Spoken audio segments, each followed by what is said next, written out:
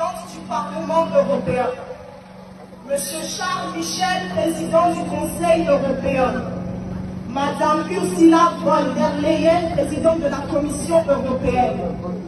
Objet, motion de la représentation France du Parti des peuples africains Côte d'Ivoire, PPAC, à l'Union européenne UE, relative à la réinscription du nom du président Gbagbo sur les listes électorales et la poursuite du temps Ouattara à la Cour pénale internationale. Mesdames, Messieurs, officiellement signé le 15 novembre 2023, l'accord de Samoa qui succède à l'accord de Cotonou régit les relations entre l'Union européenne et les États ACP. Les amis, une fois de plus, bonsoir. J'espère que vous allez bien. Nous revenons toujours sur la question de l'inscription du nom de Laurent Gbagbo sur la liste électorale. Cette fois-ci, c'est les sympathisants et membres du PPACI de la diaspora France qui se sont rendus devant le siège de l'Union européenne à Bruxelles pour lire la motion par la camarade Tracy, déléguée en charge des affaires juridiques PPL. Donc, dans cette motion qu'ils ont lue devant le Parlement européen, il y avait deux objectifs, parmi lesquels vous allez découvrir ensemble avec moi. Ils demandent la traduction pure et simple d'Alassane Ouattara devant la Cour pénale internationale pour l'incriminer. La deuxième chose, il demande à ce que Laurent Gbagbo soit inscrit sur la liste électorale aux futures élections de 2025. Suivons l'intervention. Caraïbes Pacifique. À l'issue de ce traité international, la Côte d'Ivoire et l'Union européenne s'engagent à œuvrer pour le respect des principes démocratiques, de l'état de droit, des droits de l'homme et des libertés fondamentales. À cet effet, nous, représentation du Parti des peuples africains Côte d'Ivoire en France, PPACI France, dans un souci de paix et de cohésion sociale, dénonçons avec fermeté par la présente motion le caractère délétère et alarmant de la situation socio-politique et juridique dans notre pays, la Côte d'Ivoire. Nous portons à votre connaissance ces préoccupations au nombre de 4 du fait que vous avez été partie prenante de la situation politique ivoirienne, notamment pendant la crise de 2010-2011. Votre implication, que nous avions jugée partisane, était censée garantir les conditions d'un état de droit, respectueux des principes démocratiques, à l'approche de l'élection présidentielle de 2025, qui présage une atmosphère de crise, qui risque gravement de plonger notre pays dans des jours sombres. Nous vous alertons et nous vous signifions les points cardinaux qui indéniablement devront être traités pour que l'élection soit incluse, libre, intègre et démocratique. Nous portons les exigences suivantes. Première exigence, l'inscription du nom du président Gbagbo sur la liste électorale. Deuxième exigence, le refus catégorique d'un 4e mandat présidentiel. Constitutionnel, M. Alassane Ouattara. Troisième exigence, la réforme totale de la commission électorale indépendante, assujettie au pouvoir en place.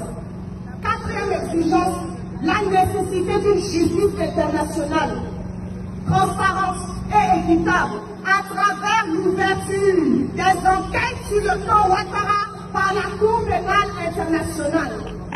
Vérité. Sur l'exigence de l'inscription du nom du président Gbagbo sur la liste électorale, le 28 janvier 2016, un procès pour crime contre l'humanité s'ouvre devant la Cour pénale internationale, CPI, contre la personne du président Laurent Gbagbo. Le 15 janvier 2019, par décision de la Chambre de première instance de la CPI, le président Gbagbo est accusé acquitté de toutes les charges qui pesaient contre lui. Le 31 mars 2021, la Chambre d'appel confirme à la majorité cette décision d'acquittement. En prélude de cet acquittement irréversible, le 29 octobre 2019, par jugement d'impératif dépôt, le tribunal correctionnel d'Abidjan condamne à son insu le président Gbagbo à 20 ans d'emprisonnement ferme dans une affaire dite du braquage de la Banque centrale des États de l'Afrique de l'Ouest, BCAE. C'était devant donc la commission de l'Union européenne à Bruxelles, en fait. Parmi les doléances que ces personnes, ces membres et sympathisants du BPCI ont demandé à l'Union européenne de se pencher, il y a des choses qui sont très importantes, en fait, pour la paix et la cohésion sociale de la Côte d'Ivoire. Parmi ces choses qui, moi, je retiens, d'abord, c'est le refus catégorique du 4e mandat d'Alassane Ouattara. Pourquoi je dis cela? Je ne dis pas cela parce que le président Alassane Ouattara ne travaille pas, non. Il y a autre chose. Je dis cela parce que le 4e mandat d'Alassane Ouattara ne cadre pas avec la constitution de la République de Côte d'Ivoire. Parce que vous allez, dans les tests de la constitution, vous allez trouver que aucun président n'a le droit d'exercer plus de 2 mandats, au fait, en Côte d'Ivoire. Donc, s'il brigue un 4e mandat, cela veut dire qu'il ne respecte pas la constitution de la Côte d'Ivoire. Et quand on ne respecte pas la constitution, ce n'est plus un pays démocratique. Voilà. Je pense que cette revendication est légitime. Parce que c'est fondé, en fait. Quand c'est bien, quand c'est fondé, il faut dire la vérité. La deuxième chose, c'est la réforme totale de la commission électorale indépendante.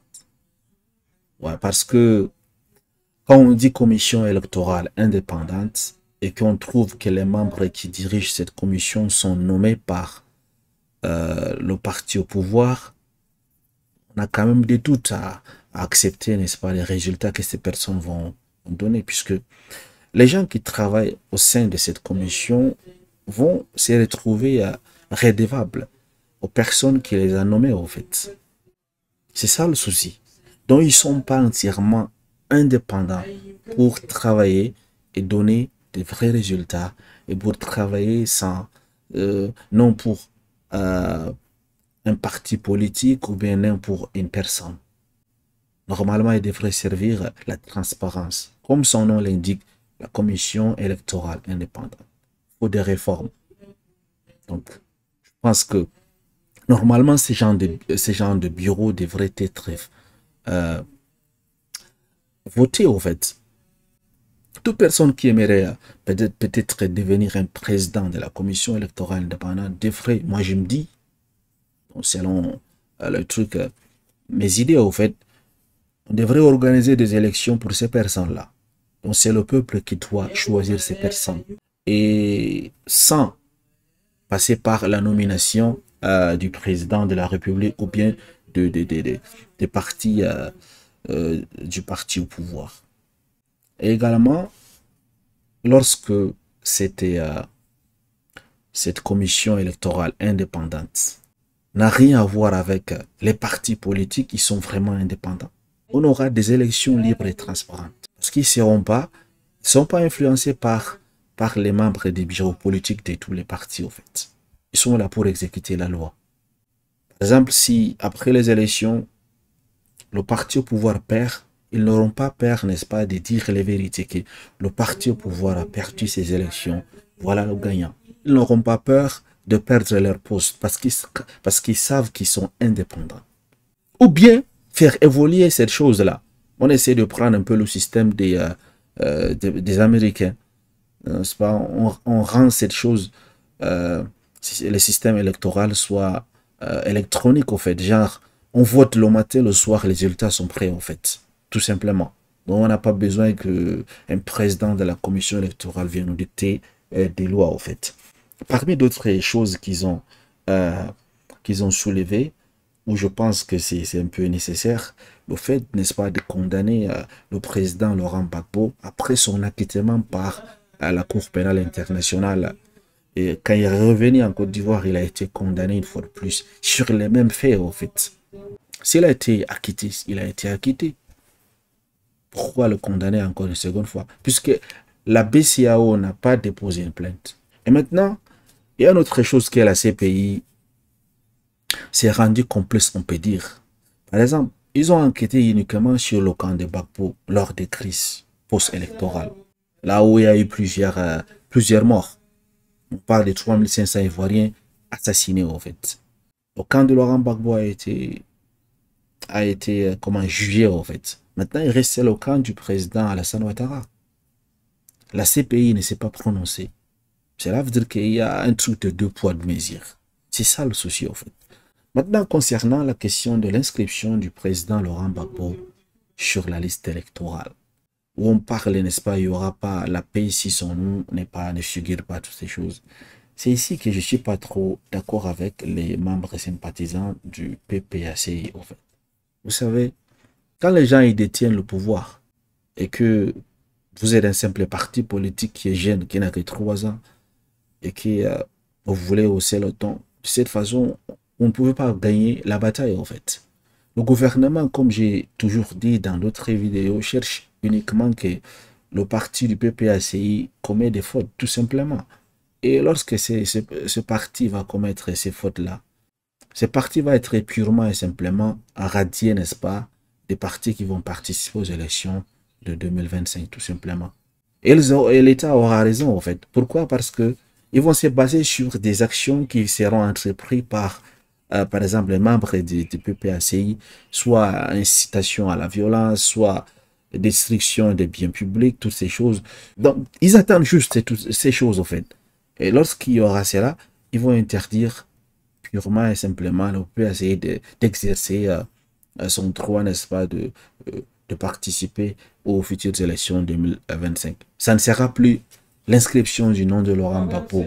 Non, ça serait plutôt le parti politique du PPACI qui sera complètement interdit d'exercer en Côte d'Ivoire. Vous voyez?